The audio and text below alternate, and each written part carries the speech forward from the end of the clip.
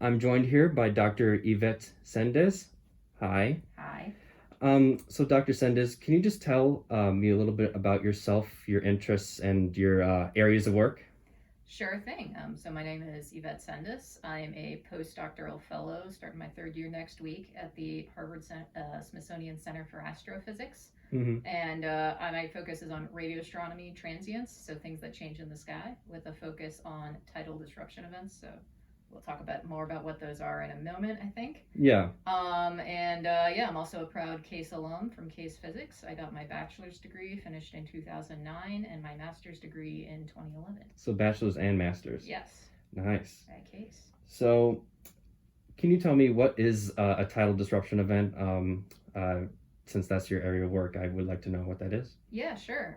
So a tidal disruption event is basically when a star goes too close to a supermassive black hole and tidal forces pull that star apart, is really the short answer there. But when this happens, though, black holes are kind of messy eaters. So about half the material falls into the black hole. The other half goes into these outflows that orbit the black hole and interact with the environment. And that's what we're studying in radio. And so these black holes, these tidal forces, is essentially like gravity. You know, different parts of the object are pulled at different forces, so it just kind of gets ripped apart. Is that kind of what that is? Yeah, exactly right. And so these are all events. They happen very far away from Earth. They're very rare, so they're kind of hard to find. We only have a few of them that we know of right now, but we're really actively looking for more and learning a lot about this relatively new field. How rare are we talking?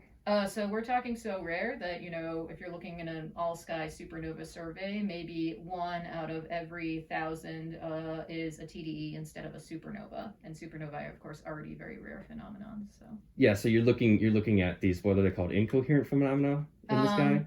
No, transient phenomena. Transient, okay. Yes, so these are transient, so things that change over time instead of just being constantly in the sky. So most things in astronomy, they last for billions of years. We're talking about things that happen over hours or days or months. Okay. Usually. So, can you tell me about your ongoing research, your projects, and what you're excited for in the field of TDEs? Yeah, sure. So in TDEs, it's a really nice time to be in this field because we kind of have our first few objects, the last decade or so, that we've really started getting radio observations of these in the first place.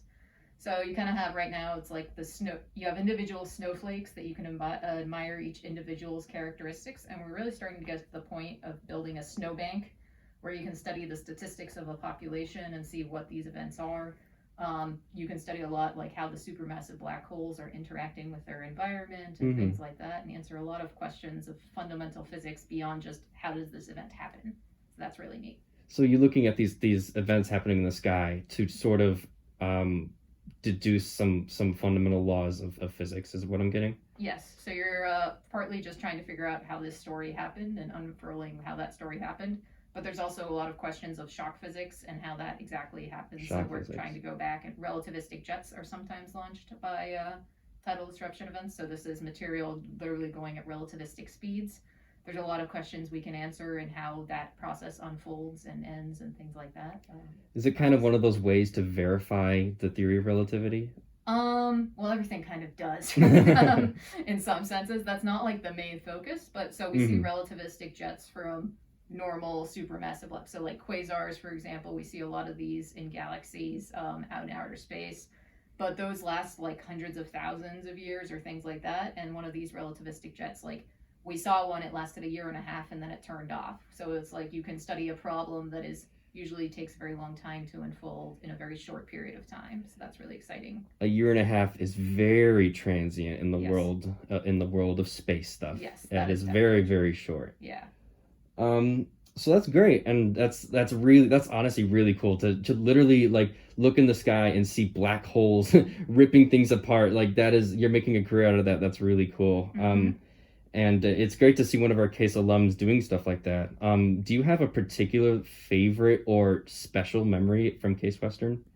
It's really tough to choose just one, honestly. Yeah. I was here for several years. I think though, so I worked with Corbin Cobalt like in my undergraduate and my master's degrees. So kind of being in the lab down in A.W. Smith, we were looking for cosmic rays. That's how I started. Okay. And yes, I built like a little cosmic ray detector for my senior thesis. So it was that project of kind of thinking back on. That's like when you're really learning what it's like to be a scientist. That's really good. And also just, you know, the friends that you make. Like, I'm still in touch with a lot of Yeah. friends and alums.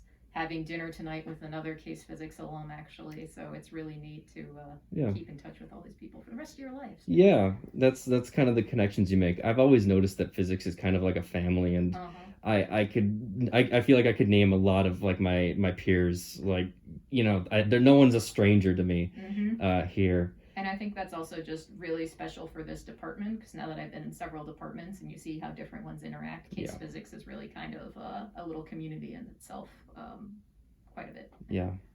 So, so one last question. I just want to ask if you have any sort of honorable mentions or shout outs to anyone who, or any group that has helped you along this journey. Oh yeah, sure. So I mean, nobody becomes a scientist in a void. So there's kind of two I want to shout out to, I guess. The first is the National Radio Astronomy Observatory, because I do most of my research using their telescopes, like the Very Large Array. So without their lovely resources, I would never become the radio astronomer I am.